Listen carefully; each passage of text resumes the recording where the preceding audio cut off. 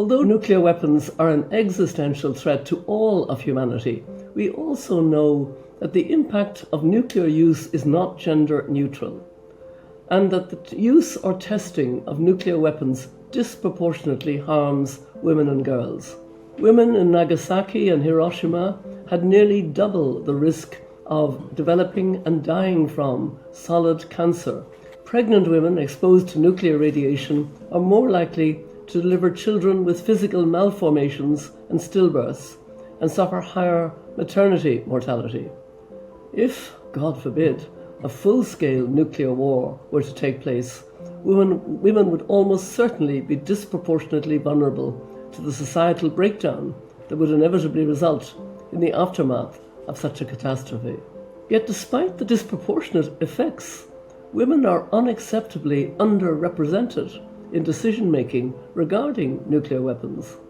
At diplomatic meetings on disarmament, on average, only a third of official country delegates are women, and a much lower proportion of heads of delegation are women. Even more concerning, in smaller gatherings of less than 100 people, the proportion of women falls to just 1/5. By contrast, women have a proud tradition of activist leadership in promoting nuclear disarmament over the decades. From the Greenham Common Women's Peace Camp in England in the 1980s and the pioneering efforts of the German Green Party and Petra Kelly that same decade, to the contemporary work of women like Beatrice Finn and Setsuko Thurlow in leading ICANN and the Global Campaign for Nuclear Disarmament. Many young women climate activists are also highlighting the ways in which nuclear weapons testing damages the health of individuals and their habitats, including the poet Kathy Jetnell-Kitchener in the Marshall Islands.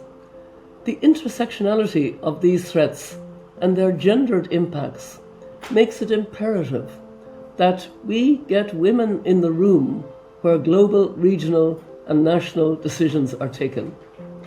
This means increasing access, expertise, and influence for women-led organizations as part of the ongoing global debate on disarmament and non-proliferation.